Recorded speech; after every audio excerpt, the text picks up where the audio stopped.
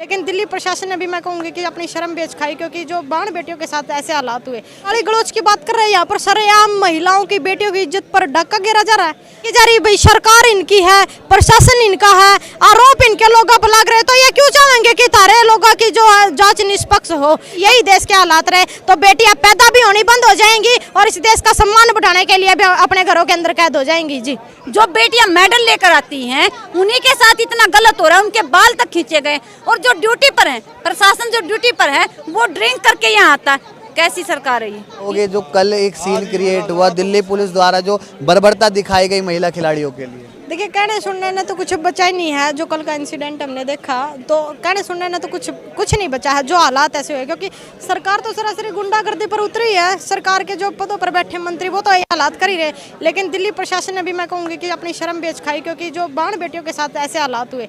लेकिन हम एक बात कहना चाह रहे प्रशासन को भी, भाई सरकारें आनी जानी चीज़ है, किसी की दलाली ना करो, क्योंकि आपके घर में भी बाण बेटी है। कल को आपके साथ भी यदि ये हालात होंगे, आपकी बहन बेटियों के साथ ये हालात होंगे, तो आपके साथ आपकी सुरक्षा में कोई खड़ा नहीं मिलेगा और आपकी बहन बेटे के साथ ये समाज खड़ा नहीं मिलेगा। तो ऐसा काम करो कि कल को आपको भी समाज में खड़े होने को जगह मिले और कोई पछतावा ना हो किसी बात का। वहीं पर जो महिला खिलाड़ी हैं जिनकी तारीफें होती है राष्ट्रीय स्तर पर भी नहीं अंतर्राष्ट्रीय स्तर पर होती है, और उन्हीं को गाली गलौज देते हैं, उसको किस तरीके से?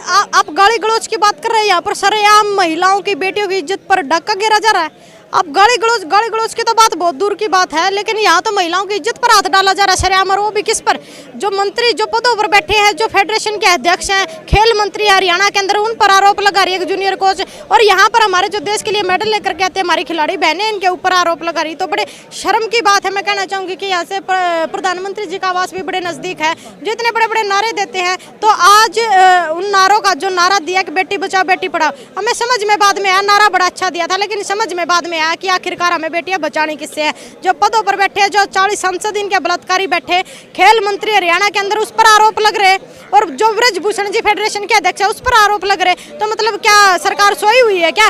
कम से कम आरोप साबित होंगे ना होंगे वो बात की बात है, लेकिन एक बेटी जब इस चीज का आरोप लगा रही है तो उसकी रिपोर्ट दर्ज करके निष्पक्ष एक जांच कमेटी तो बिठानी चाहिए। आरोप साबित होते हैं नहीं होते वो बात की बात है, लेकिन ब्रजभूषण जी बड़े गर्व के साथ एक बात करें कि प्रधानमंत्री जी कहेंगे तो हम इस्तीफा दे देंगे। प्रधानमंत्री जी कोई सुप्रीम कोर्ट नहीं है जो बोलेंगे और इस्तीफा देंगे। हम ये बात करें क्या, यदि आप दूध के धुले हो, यदि आप नेक इंसान हो, तो आप अपनी सरकार से बोलिए कि मेरे ऊपर FIR दर्ज करें, निष्पक्ष जांच करें कानूनी प्रक्रिया के तहत। यदि खिलाड़ी झूठे हैं, यदि आप झूठे हो, तो दूध का दूध और पानी का पानी हो जाएगा। जी, क्या लगता है वो भाजपा के सांसद भी हैं, WFI के अध्यक्ष भी हैं, और मतलब भाजपा के जो सांसद है इसीलिए उनके ऊपर कार्रवाई नहीं की जा रही? बिल्कुल कार्रवाई नहीं की जा रही। भाई सरकार इनकी है, प्रशासन इनका है, आरोप इनके लोगों पर लग रहे, तो ये क्यों चाहेंगे कि तारे लोगों की जो जांच निष्पक्ष हो। कहीं ना कहीं जो सरकार अपनी पावर है उस पावर का इस्तेमाल ये आज कर रहे। लेकिन हम इस सरकार को एक बात कहना चाह रहे हैं कि जो ये खिलाड़ी देश के लिए मेडल लेकर के आने लग रही है,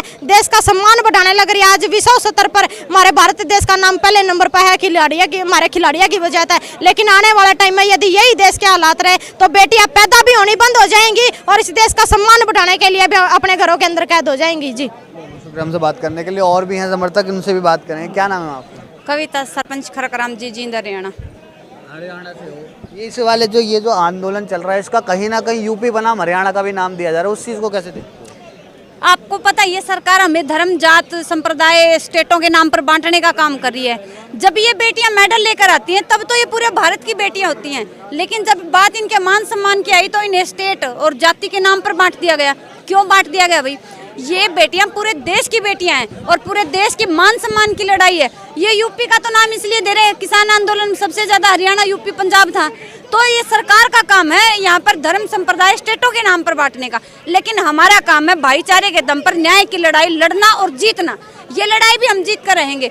हर समय सरकार उलझुल बयान देती है, ऐसे बिल और कानून लेकर आते लेकिन बाद में हाथ जोड़कर माफी मांगती है। तो कैसी सरकार है ये? सबसे बड़ी बात, सबसे बड़ा दुर्भाग्य, जिस सरकार में लगभग 40 बलात्कारी सांसद बैठे हों, उस सरकार से हम बेटियों के मान सम्मान की उम्मीद रखते हैं। कल जो बर्बरता दिखाई गई उसको किस नजरिए से देखते हो? क्या वो चीजें होनी चाहिए?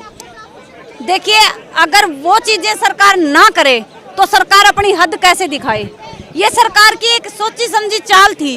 देखिए, हमारे साथ गलत हुआ है, हमने धरना प्रदर्शन किया है, ये हमारे लोकतंत्र का लोकतंत्रात्मक जो देश है, इसमें हमने जो धरना दिया है वो भी हम सरकार से पूछ के हमारी सुविधाओं का वो करें। हमें कहाँ सोना है, कैसे बैठना है, क्या हमें यूज करना है। 4-5 दिन से बारिश हो रही है, जो सुविधाएं वहाँ हुई हैं सरकार ने वो क्यों नहीं दिखाई भाई, वो क्यों नहीं दिखाई। और जब हम अपने आप जीवन को सुधारने की कोशिश करें, हम धरना प्रदर्शन अपने मान सम्मान की लड़ाई के लिए लड़ रहे हैं, यहाँ कोई शौक में नहीं बैठे हैं, और उसके बाद भी सरकार हमारे साथ बर्बरता कर रही है। सबसे बड़ा सवाल सरकार के लिए, जो बेटियां मेडल लेकर आती हैं उन्हीं के साथ इतना गलत हो रहा है, उनके बाल तक खींचे गए। और जो ड्यूटी पर है, प्रशासन जो ड्यूटी पर है वो ड्रिंक करके यहाँ आता है। कैसी सरकार है ये? इन्हें अपने अधिकारियों के बारे में यही नहीं पता। उनके ऊपर, बेटियों के ऊपर कार्रवाई हो रही है, लेकिन जो ड्रिंक करके आए उनके ऊपर कार्रवाई क्यों नहीं करी सरकार?